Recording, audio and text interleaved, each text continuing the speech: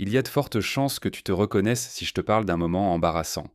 Tu sais, ce genre de situation où t'aurais préféré disparaître dans un trou, genre immédiatement. Que ce soit une poignée de main complètement ratée, une remarque pas voulue qui blesse, ou une vanne qui tombe à plat, franchement, on y a tous goûté au moins une fois. Et avoue, t'as déjà transpiré rien qu'en y repensant le soir dans ton lit, à refaire la scène, mais cette fois avec la bonne réplique. La maladresse sociale, c'est quelque chose d'universel. Tout le monde y passe. Ça donne les paumes moites, le cœur qui s'emballe, un peu comme si tu prenais un virage à 180 000 km/h sur une piste de F1. Mais pour certaines personnes, ce malaise, il est ça quasiment constant. Alors aujourd'hui, on va voir comment réduire ces moments de gêne avec un peu de science et surtout du bon sens. Parce qu'en vrai, être mal à l'aise, c'est pas une fatalité. On a tous ce qu'on pourrait appeler une courbe de compétences sociales. Et ces moments gênants, ce sont juste des petits décrochages. Rien d'irrécupérable, rassure-toi. Maintenant, voyons pourquoi on ressent ce malaise à certains moments. Déjà, petit fun fact, des recherches ont montré un lien direct entre la douleur émotionnelle et la douleur physique.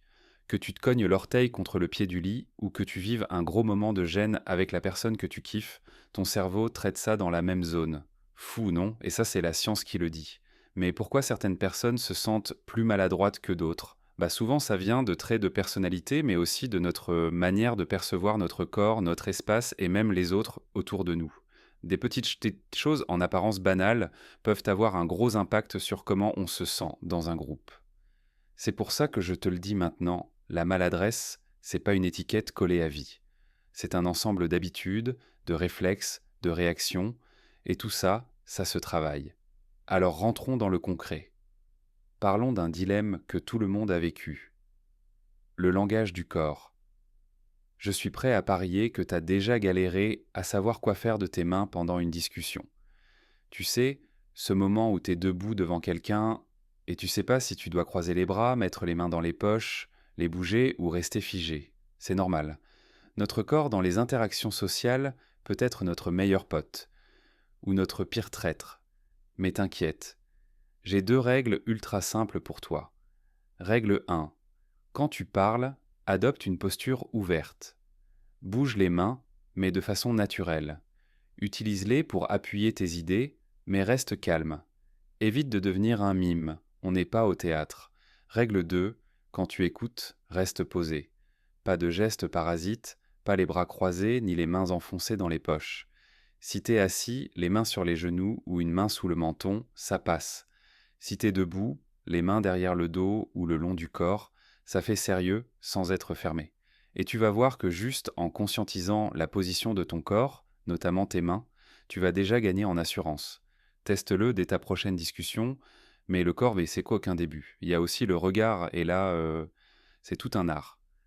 Le contact visuel, c'est un outil ultra puissant, mais qui peut vite devenir gênant s'il est mal dosé. Ne pas regarder du tout, ça peut faire penser que tu t'en fiches. Regarder trop fixement, là, ça devient flippant. Tu verras plein de vidéos qui te sortent des ratios genre regarde la personne 80% du temps. Mais en vrai, ça dépend grave du contexte. Et pour te prouver ça, il y a même une étude de l'université de Fribourg qui a mis des gens dans des situations cheloues.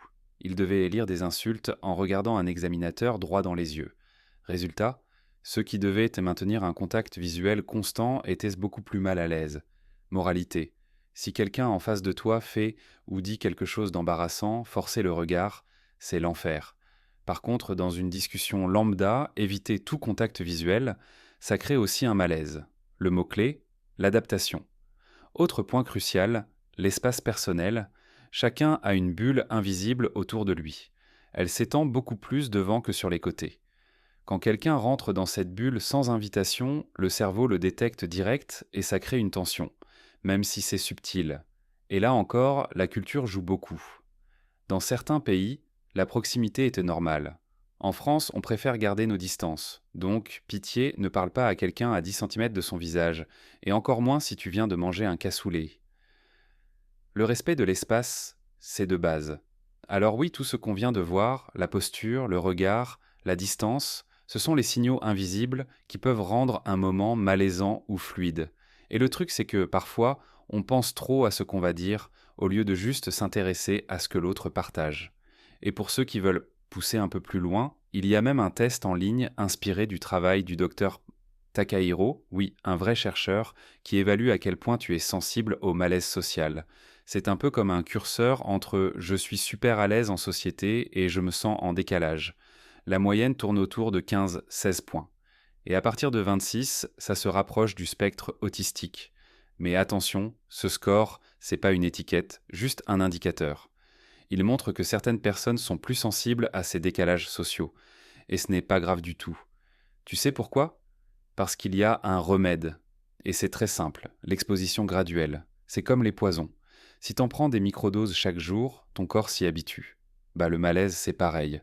Plus tu t'exposes à des situations qui te mettent mal à l'aise, plus tu t'y habitues. Et un jour, tu te rends compte que ce qui te paralysait, bah ça passe crème.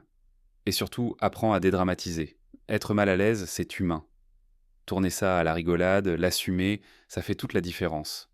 Et non, ça ne supprimera pas tous les moments gênants, mais tu les vivras différemment. Allez, courage, la gêne, c'est pas une faiblesse, c'est juste un petit bug dans la matrice sociale.